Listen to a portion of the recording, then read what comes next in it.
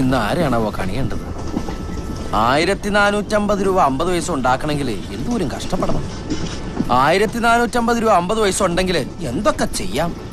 1450 രൂപ 50 വയസ്സുണ്ടെങ്കിൽ എന്തോരം ഏത്തപ്പഴം വാങ്ങിച്ച് പുഴുങ്ങി തിന്നാം. എന്താട്ടാ?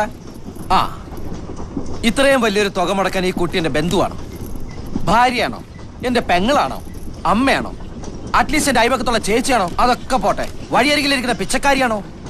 അല്ല, പിന്നെന്താ ഞാനിതൊക്കെ ചെയ്യാൻ കാരണം? എന്റെ മനുഷ്യത്വം, വേറെ മനുഷ്യത്വം. അല്ല ഏട്ടാ, പെണ്ണായതുകൊണ്ടാണോ ഞാനിതൊക്കെ ചെയ്തതെന്ന് ചേട്ടനോട് ചോദിക്കേ. എന്നാൽ അല്ല, ആണായിരുന്നാലും ഞാനിത് തന്നെ ചെയ്യുള്ളൂ. എന്താ കാരണം? మనిషిత్వం. అలా చేరనదు మేడతే ఏమండి నాకు అర్థమైంది చెప్పండి.